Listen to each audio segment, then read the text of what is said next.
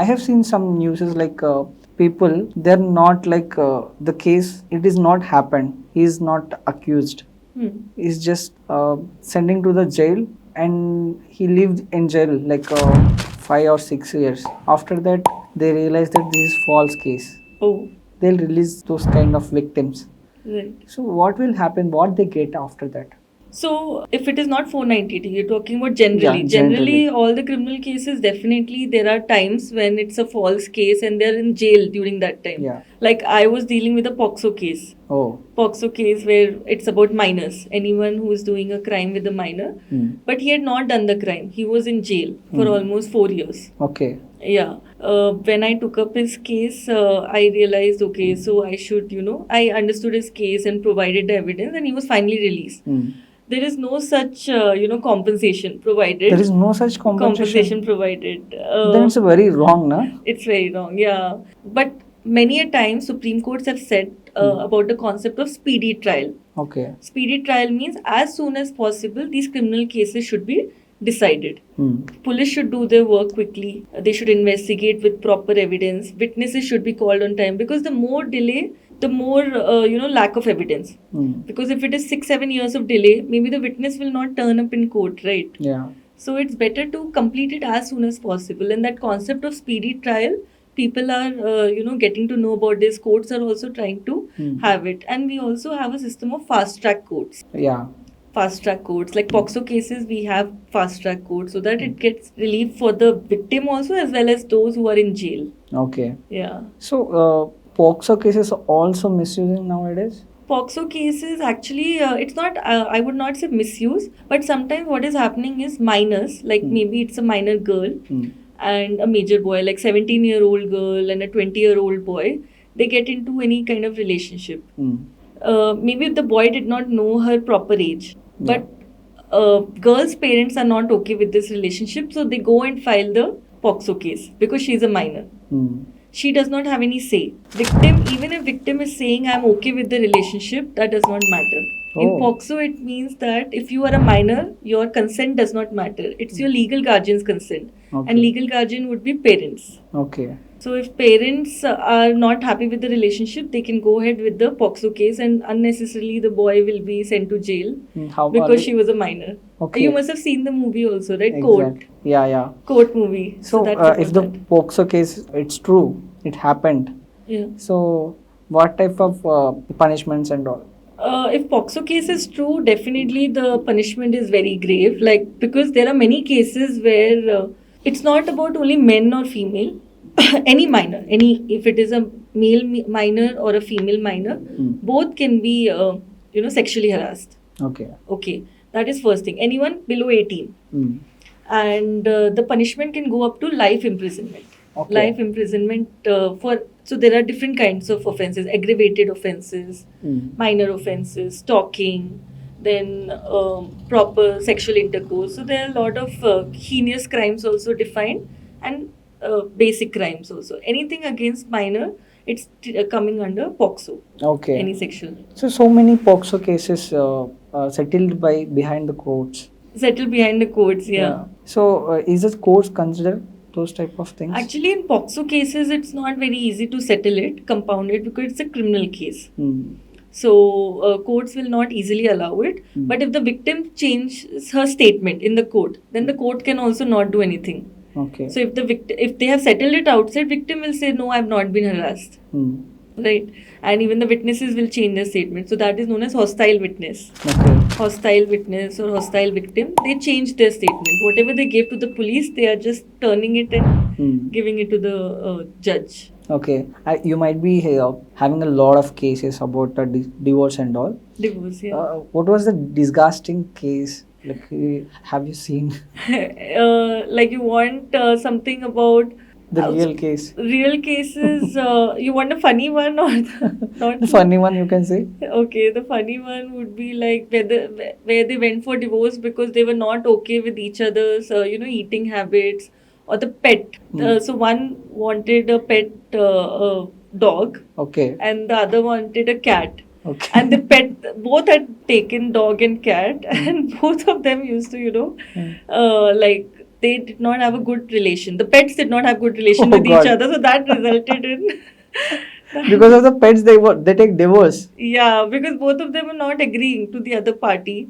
So Okay. preference, and they had completely different preference. So yeah, that was one of the reasons. We can't say as the They final. got divorced? They did get divorced. Yeah. They got? Yeah, mutual. How the divorce. court will consider that because of the pets they're taking divorce? So there's this mutual divorce concept. Okay. So in mutual divorce, you don't have to give any specific reason. You Okay. can just say we are not So compatible. both are comfortable for divorce, Haan, they can they take can it. take it, yes. Okay. After that? After that, yeah, they can live separately. Okay. Yeah. So what is the highest case you have means Scary.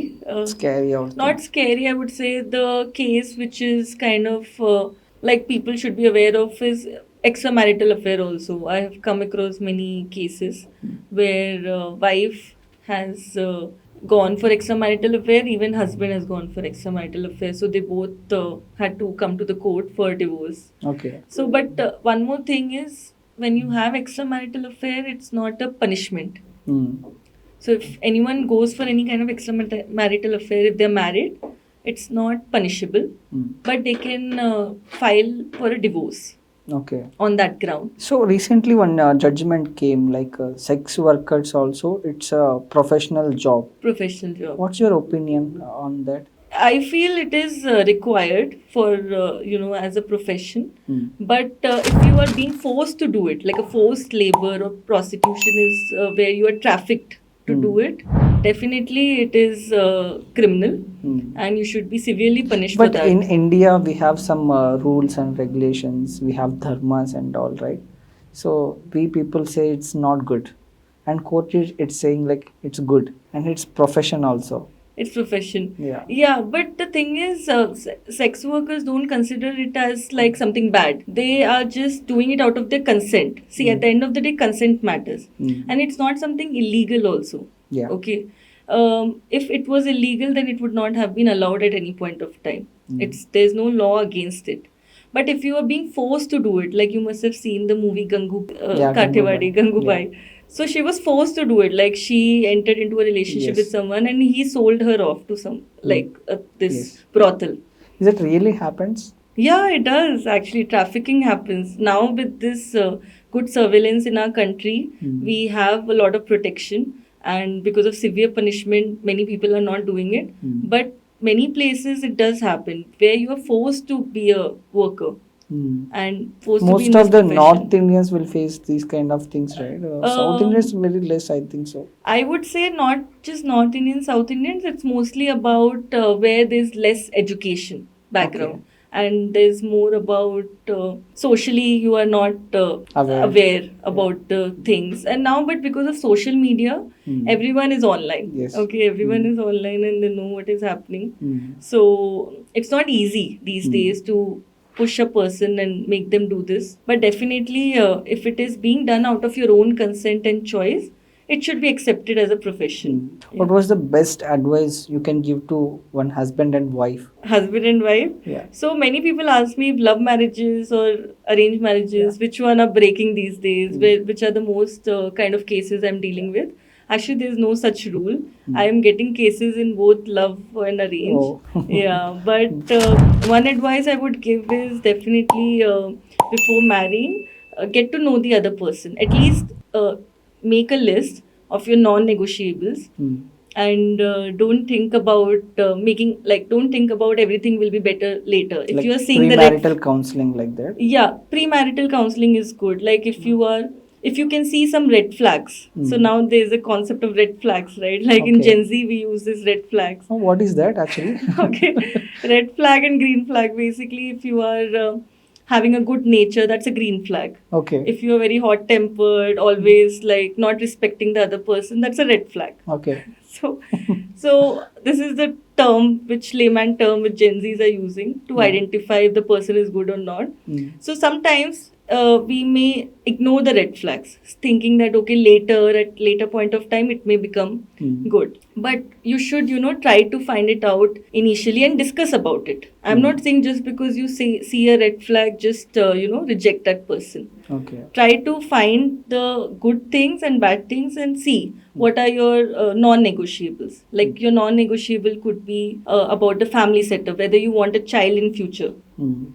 Some people don't want it. That should be discussed, okay, initially, because that will be a point of heated argument at a later point of time. Okay. Then if someone, one of them, who should be working and who should be saving, who should be investing, all these financial requirements have to be discussed, because later I have seen many issues happen with the financial discipline. And then the third one would be about about your family setup, whether you want to live as individually near your parents or do you want to live in a joint family setup. So that should be discussed. Okay. And about household chores, who will be doing the household chores. So all these things have to be, identified in the beginning, not keeping it for the end. That's what I see most of the time. Couples, they get married and later these issues come up and then they're not able to solve it, especially when they're doing it just within themselves, or they should take some kind of counseling. Sometimes wife will say, I'll live with you without your parents. Without your parents. Separately if you live, I can come and do, I can live with you. So is this legal?